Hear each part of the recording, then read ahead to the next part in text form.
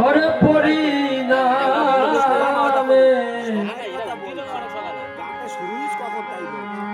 আমার মন হরি নামে ওরা রুচি রাখি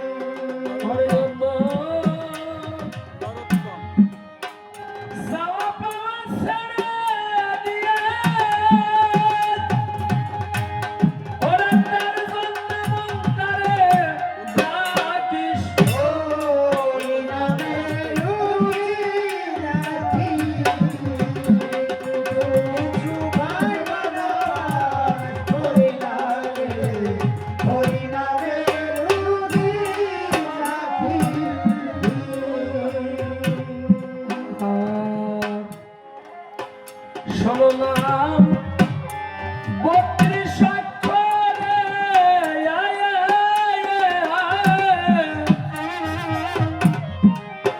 28 অক্ষর ছেড়ে দিয়ে 4 অক্ষর ধরে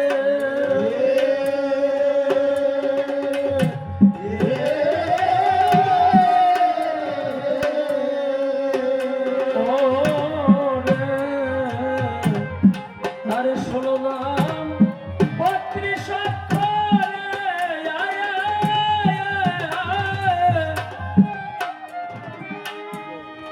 28 অক্ষর ছেড়ে দিয়ে 4 অক্ষর ধরে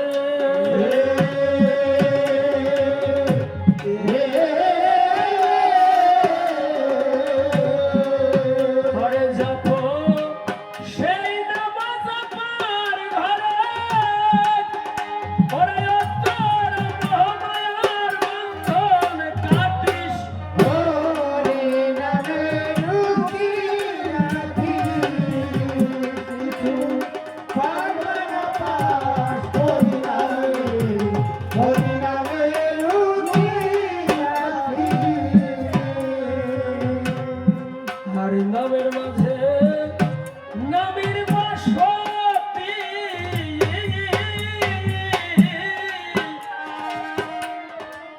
নাম নামে নিয়াবের গানে হরে আরতি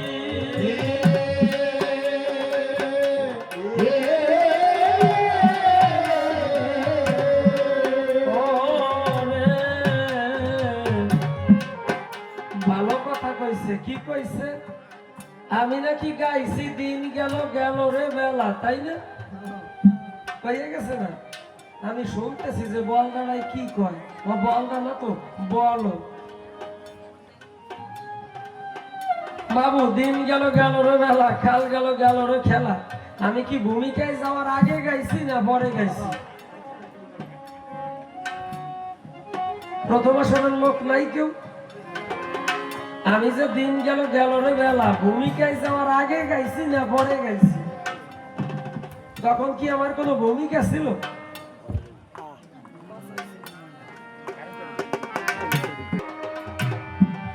নামের বাসতি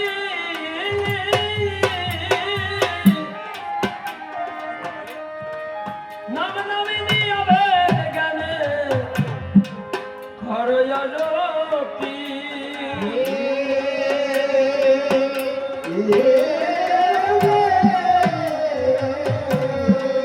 পরে দেখবে নামের মাঝে তার মূরতি ওরে তুই পিছনে ফিরে না চাহিস হরি নামে রুচি রাখি কিছু পারবে না পাস হরি নামে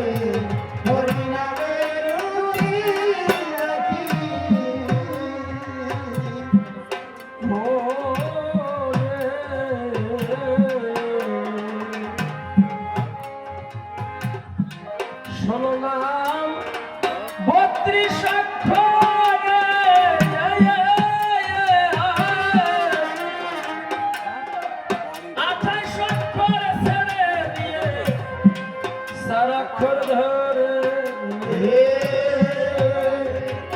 ও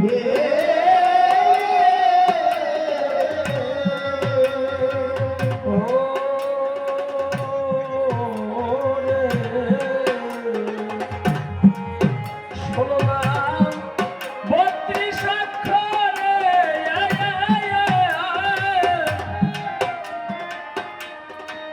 28 অক্ষর ছেড়ে দিয়ে 4 অক্ষর ধরে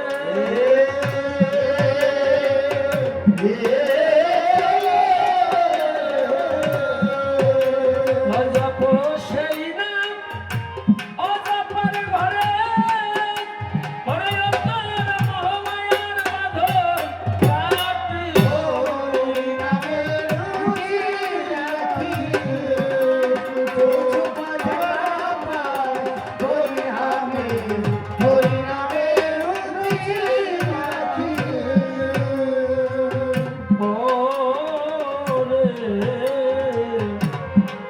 পাগল বিজয় বলে সদর বন্ধুরায় আয় আয় আয় এখনো যে সময় আছে খেলা ছেড়ে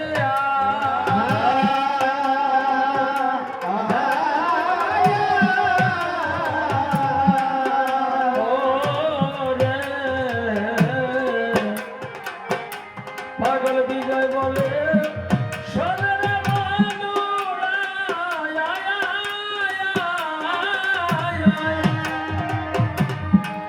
এখনো যে সময় আছে খেলা ছেড়ে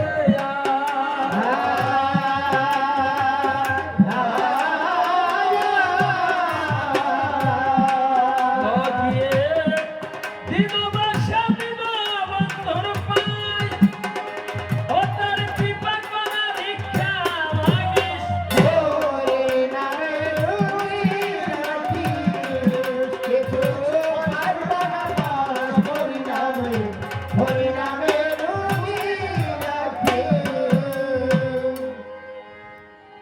নীরব থাকবেন সর্বজন পদে করি নিবেদন সে যা কিছু করেছিল আয়োজন আমি এক এক করে বিয়োজন করেছি মিথ্যা বলি না পরবর্তীতে আসরে এসে ডাক দিয়ে বলেছে আমার সকাশে তুমি আমার কথা লওয়া এই যে দুর্যোধন যেজন ছিল মায়ের কাছে নাকি আশীর্বাদ আনতে গেল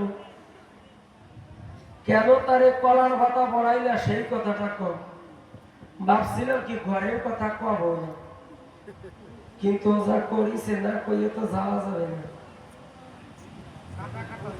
বাবু যদি কোন পুরুষের 2 চোখ না থাকে যদি অন্ধ হয় কোন মানুষে কি আর একটা কানা মাইয়া নিয়ে তার সাথে বিয়ে দেয় হ্যাঁ একটা কানা তাই নিয়ে বাঁচতে পারতেছে না আবার ওইটা ইচ্ছেরই কানা হয়েছে ওরে কানা রে কানা উনি নাকি স্বামীর ধর্ম রক্ষা করে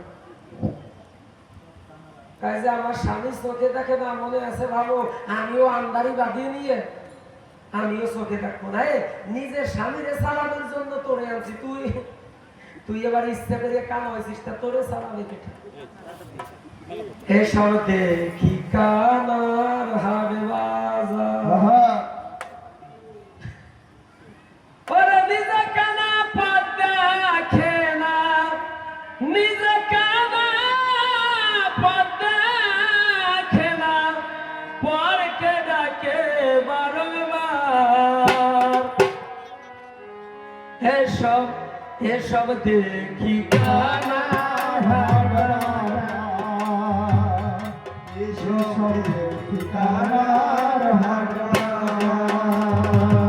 মানে নিজে পথ দেখে না স্বামী পথ দেখে না আবার নিজে ইচ্ছে করে কানা হয়েছে তোমার স্বামীরে পথ দেখানোর জন্য তোমারে আনছে থাক তাহলে তুমি আবার নতুন করে কানা হয়েছো কেন তাই আমি স্বামীর ধর্ম রক্ষা করছি ওরে ধর্ম রে হ্যাঁ আমি বলি কাম্য সভা করো জানেন যত জ্ঞানী গেল দেখেন এই যে গান্ধারী যেজন ছিল সে কিন্তু চালাকি করেছিল না কার সাথে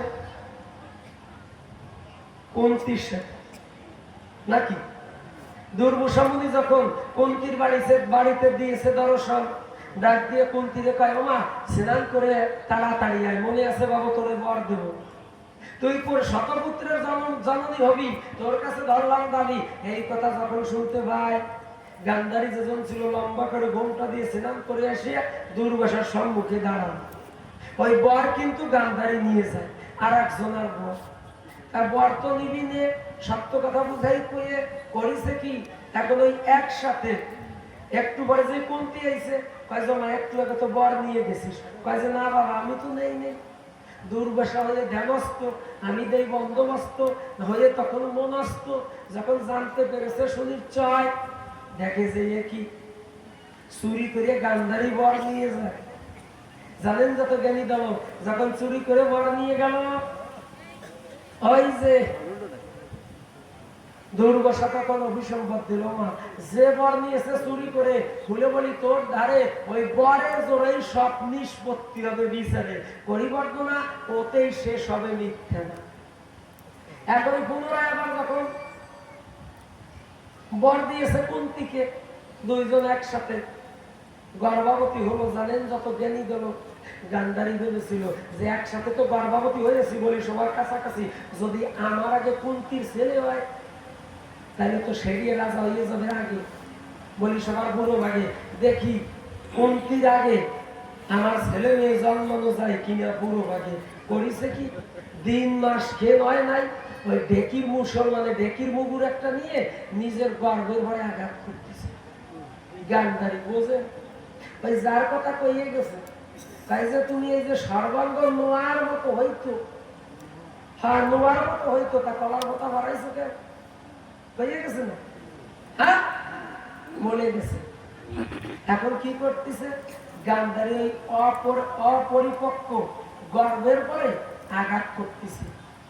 আঘাত করে বলতেছে, সারারা বারুয়া তাড়াতাড়ি রাজা হতে হবে। যদি গান্ধারী ভরে বারোই যাস পরিবর্তন, তাহলে কিন্তু রাজা হতে পারবে। ওই অপরিপক্ক গর্ভ তখন মুসল দিয়ে আঘাত করে, পরিপক্ক হয় নাই, মাংস ভিন্ড পড়ে। গান্ধারী করে বিবেচনা, সব বোনাস, আর তো রাজা হওয়া গেল। গোপনে যখন ওই মাংস পিণ্ড ভেজতে গেল, সম্মুখে ব্যাসদেব বেঁধে গেল। ডাক দিয়ে বলেছিল, ওমা কি নিয়ে যাচ্ছিস অঞ্চলের তাহলে লুকাইয়ে সময়। ব্যাসদেব যখন জানতে পাই ও মাংস পিণ্ড নিয়ে যাচ্ছিস সে সময়, পরিবর্তন ফেলতিও বিনা কথা নিবি, 100 খণ্ড করে একটা ঘৃত কুম্ভে রেখে দিবি। জানেন যত জ্ঞানী দল, আমি বলি কাব্য সভা তল, যখন 100 খণ্ড করে ওই ঘৃত কুম্ভে রেখে দিল, ওই যে দুর্যোধন শতভাই কিন্তু ওই ঘৃত কুম্ভ থেকে 100 খণ্ড থেকে 100 ছেলে জন্ম নিল। কুরুক্ষেত্র যুদ্ধ যখন হলো, ভীম এক একটারে বাড়াইয়া জমের বাড়ি পাঠাইল। তাহলে ভীম কি কোনো দোষ করছে? গান্ধারী যেরকম গুতাইয়ে বের করছে, গান্ধারী গুতাইয়ে বের করছে, আর এক গুতা দিয়ে ভীম পাঠাই দিছে, তা আমার দোষ কোন জায়গায়?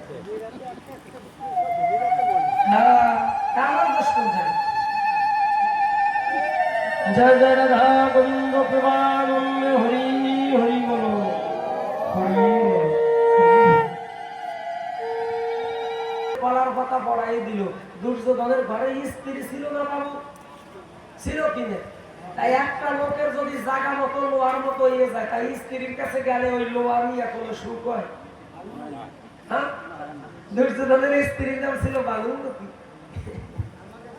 তাই লোহার মতো যদি ওইটুক জায়গা হইতো, তা ওই নিয়ে যদি স্ত্রীর কাছে যাইতো, তাহলে অবস্থা কি হইতো? এই জন্য ভগবান কৃপা করে পাড়ার পাতা পড়াই দিছে বানুমতির জন্য, যাতে অন্তত বানুমতি কষ্ট না হয়। তা তুমি খারাপ পাবো কোনখানে? হ্যাঁ,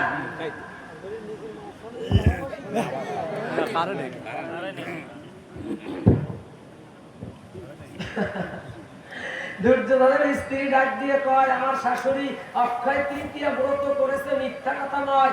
যদি আমার স্ত্রীর সম্মুখে গিয়ে সব কাপড় চোপড় ফেলে দিয়ে ওই ঘন্টা বাড়িয়ে যাইয়ে যদি দাঁড়ায়, আর কোনো কাজে যদি আমার শাশুড়ি তাকায়, সব যদি লোহার মতো হয়ে যায়, তাহলে আমার অবস্থা হবে না কেমন অবস্থায়? ঠাকুর তুমি আমার কথা দিও, ওই সব জায়গা লোহার মতো করে দিও, একটা জায়গা একটু বাদ দিও।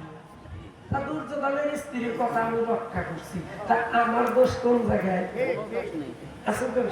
আমি হচ্ছে ধোয়া তুলসী কেষ্ট দোষ, আমার নাই কোনো দোষ।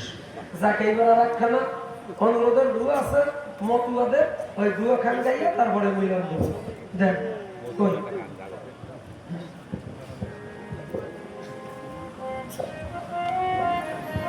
ডান কোন শীঘ্র কান্ডারি নাকি